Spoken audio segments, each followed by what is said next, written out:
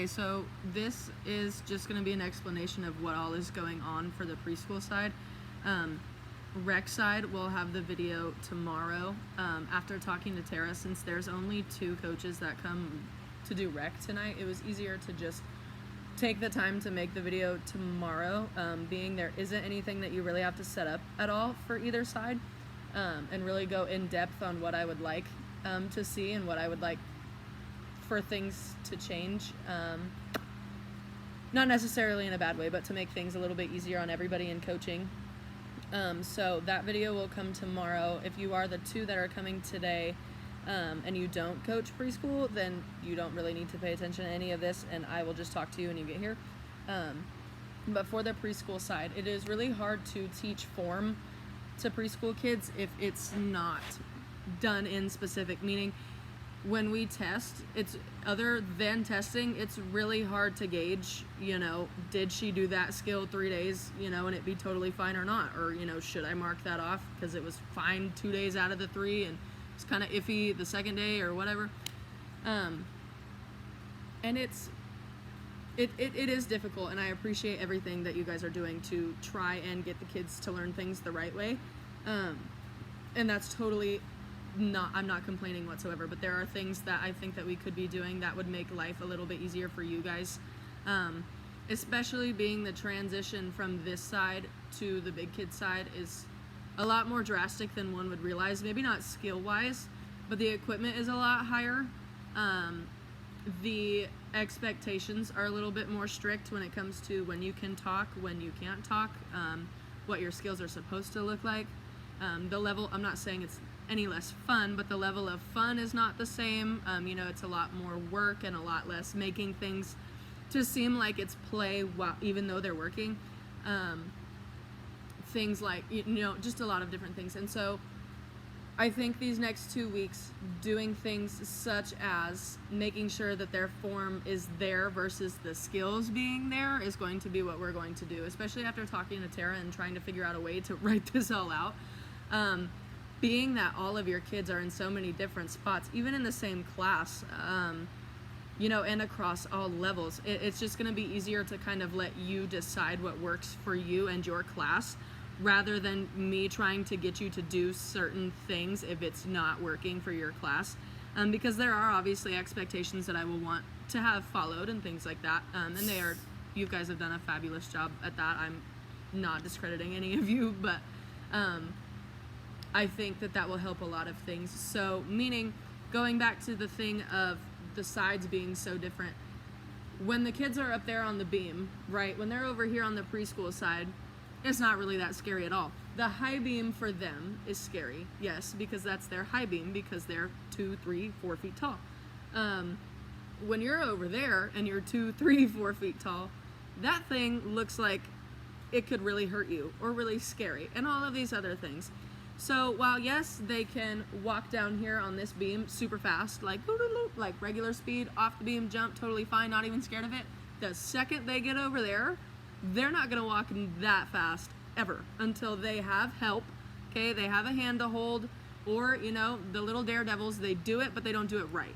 So making sure that they're doing things the right way on the smallest equipment possible from the very beginning, even though it may not be insanely fun sometimes, is going to be more beneficial for those coaches on the other side. And I'm not saying that there have been any issues to where people have moved other kids up before they should be, but that is where we find a lot of issues, and a lot of coaches like, whoa, she was supposed to move up already, she can't even walk on the beam. So making sure that things like fear are they're non-existent. Okay, making sure that your kid is not scared of things at all is probably most important. And most of the time when kids are scared of things, they do it the wrong way. And my kids do it, so you literally will never get away from that, ever. Levels 2, levels 10, you see the things that my kids do, and when they are terrified, or when they're even the slightest bit nervous, it's wrong. And I can tell instantly. And I'm sure that you guys can too. So with that being said, making sure that it's not scary is going to be our focus for preschool the next 2 weeks. So getting them out of their comfort zone, but also trying to make things not scary to do by themselves and making them a little bit more independent, because I see a lot of the times kids that say, hey, can you watch this? Can you watch this? Can you watch me? Can I do this? Can I do this instead? I don't want to do this. Going back and basically resetting all the way to the very beginning of when they came to the class and they were learning their expectations. Even though there are fabulous kids who do not cause any problems whatsoever, kids in red classes should not be asking you 16 times to watch them. They are well past that. They are not in a yellow class. And I know it is very frustrating for you, especially as their coach, to be like 7 times a day, hey, look, I'm over here doing this right now. I'll come watch you in a second. And then 2 seconds later, they come and ask you again. So eliminating things like that. So, not so much talking to them all day, but, explaining things and breaking them down to the easiest point possible. So we're going to go through each event and kind of talk through what is expected, and try and get an understanding of what I would like you guys to do this week. It's not testing. It's not what we did before, but it will be as a group if you feel, but it does not have to be as a group if you feel. So for bars, I watched a lecture the other day for my kids as they are going to be learning scary things over the summer, and basically what needs to happen strength and flexibility wise in order to be able to do these things that they're going to be learning safely, and so they're not scary, safely, like brain wise, so they're not scared, and physically wise, are they strong enough and bendy enough to be able to do these things. So on bars, it starts from their strength. If they cannot hold on to the rings for longer than like 10 seconds, they are not going to be able to do 3 swings back and forth in the correct shape and come down the right way, period. And if they do, it's because they ran at it and they swung super duper fast. Those rings are pretty high up. So if they get a good swing on it, it's not going to take 10 whole seconds. But holding your body up in that position, you sometimes grab a little bit harder because you're having to use more of your muscles, and you think that grabbing harder is going to help. So, if they're grabbing this bar and they can't hang on to, or these rings, and can't hang on to it for more than 5 to 10 seconds, doing a pullover on those bars forwards and backwards is also not safe at all. On the rings, you're going upside down. If you can't hang there, what's to say that the second that you go flip over, you let go, because your grip strength isn't strong enough. Or, kids get really scared and they refuse to try it without you. Making them subtly see that they can do things that are a little bit more difficult than they think that they can will help a lot more. So on the range, make it a contest to see how long that they can hang on the rings for. Or, if they can't hold a front support yet, see if they can hold a front support with barely any of your help. Say, I'm not going to fully help you, but I will slightly help you. And so then that way, the next time around, maybe you can have them do it by themselves next week. Because, hey, I only spotted you with these 2 fingers holding you up there today. Because they think that they need help, but really you're not actually helping them. You're just making them think that you're helping them by putting your hand on them or something like that. Giving them not so much things to work on, but showing them that they're able to do the things that they say that they can't do by themselves in different ways. So same thing if they're supposed to be doing, casts off the bar in the higher level. Make it a point to, put a pit block behind them and be like, okay, whoever can cast back and push away to here wins, or, gets, maybe you guys can get an extra turn to jump in the pit, or, maybe you can get an extra sticker or a stamp or whatever, kind of making it not so much a competition, but giving them no choice to be excited to try, pretty much, and making it things that aren't scary. So, doing casts off the bar isn't scary. But, you telling them, hey, you need to cast higher, or you need to push back further, when they already think they're as high as they can go, and they're, already as far back as they can go. Giving them a little bit further, they're going to want to try that because they're like, oh, whoever wins gets to do this. And yes, it's kind of bribing them, but, once they see that and they don't really recognize that that's what's going on, they're too young to really recognize that's what's going on. They feed off of rewards as little kids and praise and things like that, and that's what you have to do sometimes, and that's totally fine. So maybe that's what we do, stickers, stamps, extra pit time, whatever. Maybe get an extra turn on trampoline to jump off in the pit. Maybe you're gonna go tell their parents what they did, and or go with them, have them tell them what their parents did. what their parents did. Have them tell their parents what they did. And, you know, that way they seem excited and that you're excited to get to listen. And, you know, so just stuff like that. So go over the shapes on the bars. What does front support look like? You know, what does straight legs look like? You know, if you're supposed to be, you know, swinging on the bar, you know, are you supposed to run at it or are you supposed to jump off the box? You know, if you're supposed to be in a straddle, what's that also known as? A starfish, you know, things like that. Making your life a little bit easier without them recognizing what's going on. So things like on beam, you know, you can have them all of them stand on a beam without nobody having to wait a turn. You know, hold your releve, you know, see who can balance the longest on one foot, you know, see who can hold their arms up by their ears the longest, you know, who can stay on the beam for the longest time, you know, who falls the least amount, you know, making subtle little competitions like that and getting them to try things without being scared. You know, who's willing to try this? Who's willing to do this? You know, sitting them down also and being like, okay, let's point our feet. How do you point your feet? And teaching them how to point their feet, because when they're on the beam and you're supposed to be doing straight jumps and straight jumps are getting marked off with their legs bent and their feet not pointed, that's a jump. That's not a straight jump. And I know all of you know that, and I know that it's easy to mark it off because they did a jump off the beam, but we have to be a little more specific on what we mark off, because we don't want to start running into a lot of problems when kids move up on the other side of things that they're supposed to have that they have, but it's not right. So it makes learning that next thing 10 times harder. So we're trying to eliminate that. And beam is scary no matter what, you know, unless you're crazy. Beam is terrifying. So things like walking backwards, you know, maybe have them stand on the beam with their eyes closed, you know, rotate them beams every so often. That way some of them have to go on the high beam if they're scared of it, so on and so forth.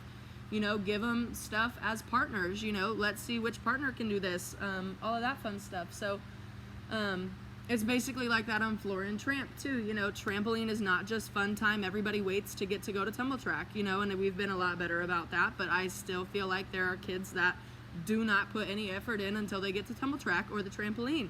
So, you know, maybe not doing tumble track or trampoline today and this week and next week until the very end if you have gotten everything out of it that you want. You know, teaching them how to land an SLP before they get on the tumble track or the trampoline. You know, stand them on the line. You know, do a straight jump and land an SLP, you know, 5, 10, 15 times if you have to. You know, you can do the game with them where they roll the dice and you tell them what to do and they do it and it's following directions and stuff like that. You know, you can, you know, teach them how to skip, how to jump, how to run backwards, how to jump forwards and backwards, all without even touching the trampoline. And so, you know, putting that in front of them and being like, if we ask at all to touch the trampoline today, we're not going to. And if you have to put your foot down, then so be it. You don't get to touch the trampoline today. Oh well, it happens. It's not that big of a deal. I know you guys know that, but I know some of you also feel bad when other kids ruin things for other kids. But it's like, at some point, we have to be like, this is a class activity we're doing today, kind of like school. So if you do bad on the class activity, there's no recess. Same thing.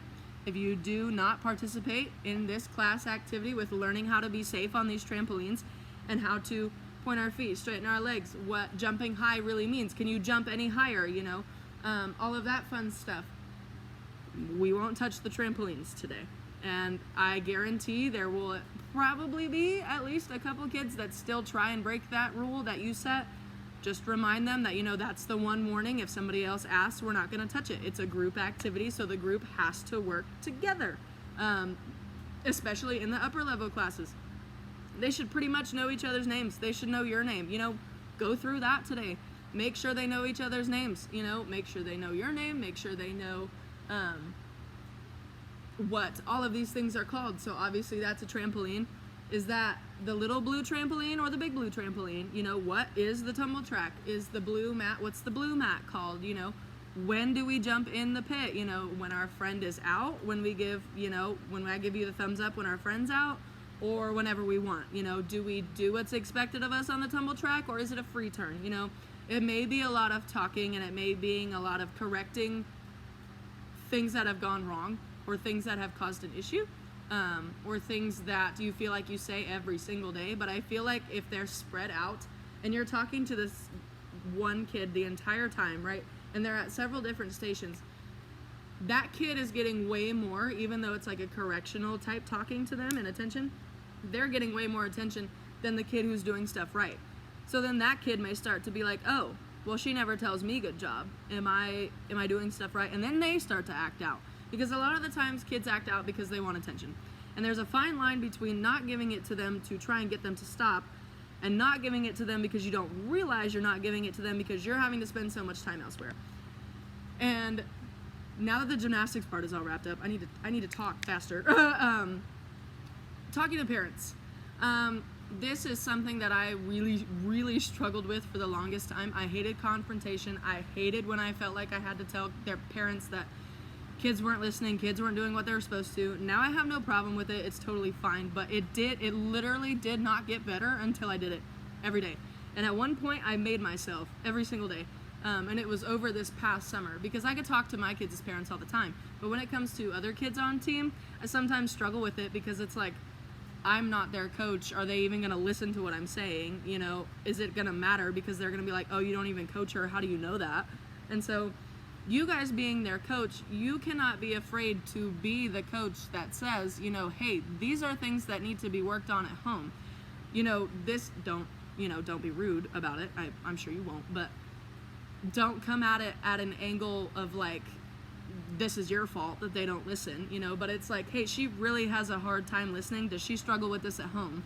Is there anything that you guys do at home that I could do here that's the same? That way it's pretty much the same, not parenting, but same correctional style. So that way it's easier to respond to.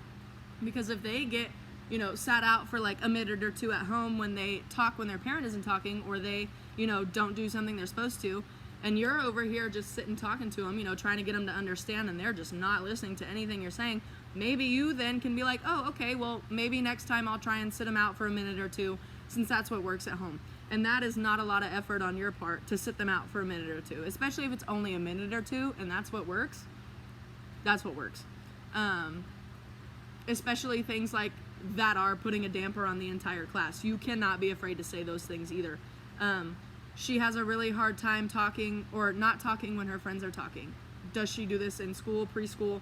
You know, does she do this at home with you guys? Is this a concern to you? Do you see that upstairs? You know, asking them if they see those things upstairs also gets a gauge on if they're paying attention to everything that's actually going on, or if they're just watching from time to time. Because a lot of the parents do pay attention, but there are some that do not, and you are stuck parenting their child. Rather than coaching them and teaching them gymnastics, which I understand is very frustrating. So making it a point to be like, I'm not sure if you saw this incident happening, or I'm not sure if you saw A, B, and C take place, but I would like to be able to fix it and do something about it so it's better for the whole class. You know, I'm having to stop a lot of coaching the other kids and come over and correct her on not doing what she's supposed to and not trying. Is there anything you do at home that gets her to do what she's supposed to, or do what you ask of her, or get her to try new things, or things like that? You know, it is not a one-way street. You are not supposed to have this all figured out all the time. I'm sorry if anybody has ever made you feel that way about anything, but especially in coaching little kids, you are not supposed to have everything figured out all the time. You are literally the ones that have to figure out the most, because they are the youngest out of this entire gym. These three classes that go on at the same time sometimes are the youngest in the gym. So you have pretty much almost the hardest part when it comes to communication with parents, because you have to figure out so much about what works for them. Otherwise, they're not going to learn anything. When they're on the rec side, you know, you've probably already figured that out. That coach has probably already figured it out, and they're, you know, already at least 5 or 6. So they've pretty much caught on to what right and wrong is, when to talk, when not to talk. And if they don't, it's a little bit easier to go at the parent and be like, look, this is what I expect. This is my class expectation. She's not meeting it. She's talking too much. You know, this is why I sat her out today. You know, can you please have a chat with her on the way home? You don't need to so much go and find answers on how to make things better, or how to, you know, control the environment. You know, you pretty much have a set idea of what that kid is like. With preschool, they can be different every single time they're here. And, you know, there will be some parents that won't give you those answers, and, you know, we have to respect that, and that's totally fine. But as long as you are coming from a place of, I genuinely want to make this experience better for your kiddo, all of these kiddos, you guys, I don't think anybody will ever have a problem with it. And I know nobody will ever come at a parent that way, but really just making sure that you are not afraid to talk to them. I bet they will appreciate you trying to make things better rather than just saying, oh yeah, she did great. Or, yeah, she had a hard time, but we did better. No, she didn't. Like, sometimes, yes, that happens, but you were irritated the whole class. You don't have to lie. Like, you don't have to be brutally honest, but you do not have to lie to them. You do not have to lie to me and Tara and say that things are going great if they're not. If you have a problem with, the way class is structured, or if you would like more time to do this or less time to do that, that's totally fine.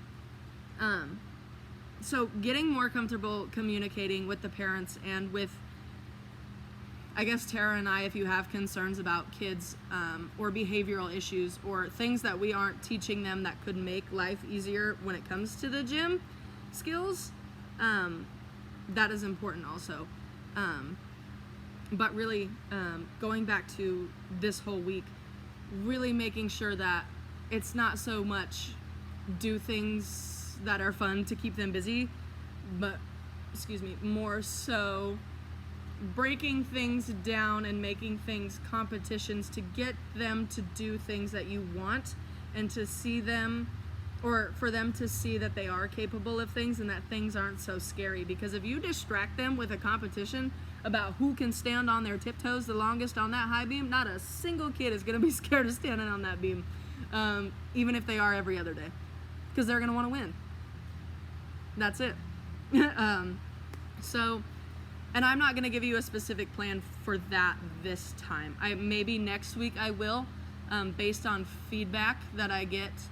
So if you, as a preschool coach, could text me at the end of the week and just kind of let me know any issues you see having, you see your classes having when it comes to following rules, trying new things, being scared of certain things, issues with other classmates, because then me and Tara can look at it and be like, okay, maybe we should implement more of this, or take some of this away so there's time for this, and then maybe go from there.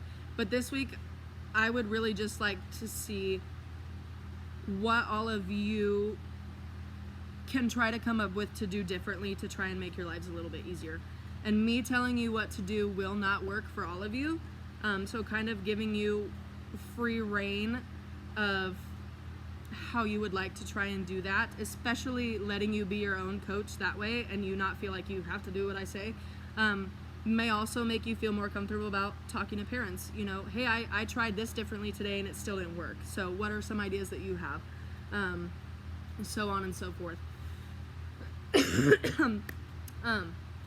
So yeah, you don't have to hit a whole bunch of skills, you don't have to hit a whole bunch of anything in specific, but really going back to basics, standing on tiptoes, walking, running, skipping, when do we talk, when do we not talk, trampoline is a privilege, not expected, pit time is a privilege, not expected.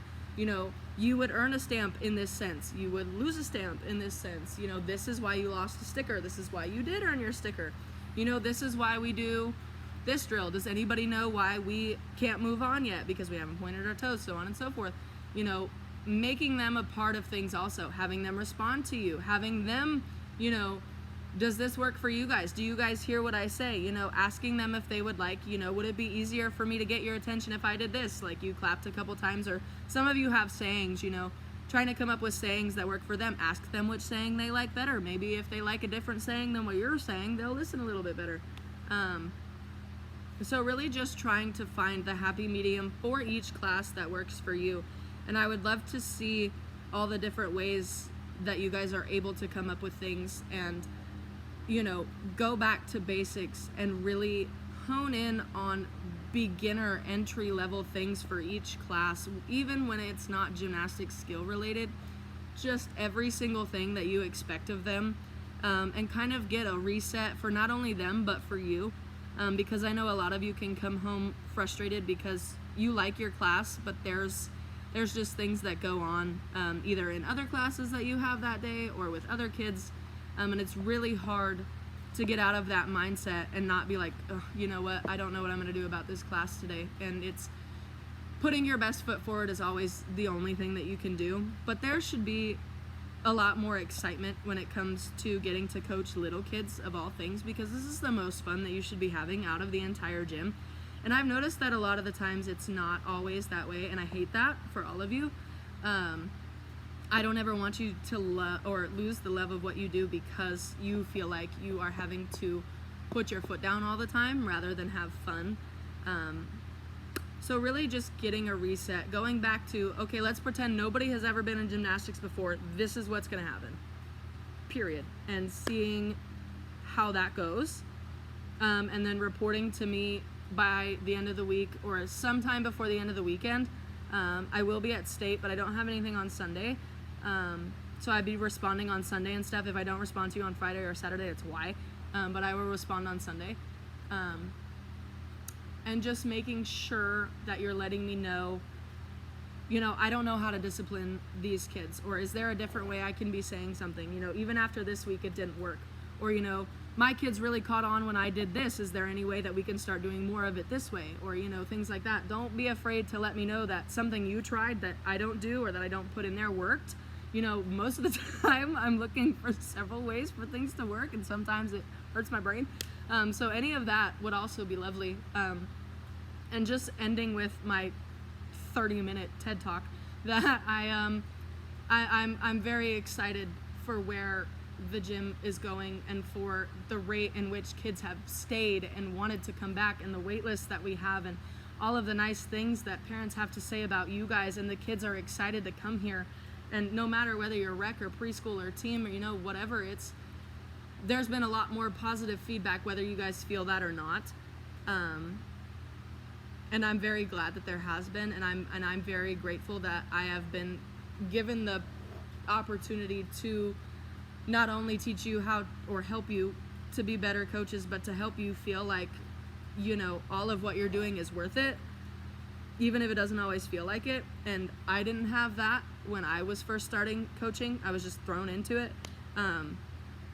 So I also appreciate all of you being patient with me and working with me and trying to, make things better as a team to try and get to where we want to be, because there are times where I don't know what to say, and there are times where I don't know what exactly is going to help the most.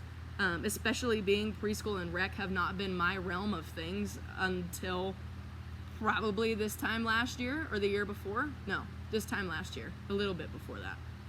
Nothing crazy over a year though. So it really is a learning process for me too, and I'm very grateful at all of the grace that I have been given, because I have been late on lesson plans sometimes because I can't figure things out. I haven't gotten pictures out like I wanted to because it's not what I wanted to do, or I totally forgot about it. There have been times where I've been like, I don't even know if they're gonna know what I'm saying. And it's a learning process for all of us, and I'm very grateful that not only for the effort that you guys put in to trying to be better coaches and to try and make this gym the best that it can be, but for also allowing me to learn alongside you and be able to be that person for you that you can come to and talk to and figure things out with, even if it's a learning process for both of us. So with that being said, I think that is all for now. If there are any questions, or if you have any ideas that you would like to run by me before your classes start to see if that's okay, chances are it'll be okay, but I'll be free before if you want to come and talk to me. So I appreciate it so much, and hopefully this week goes well.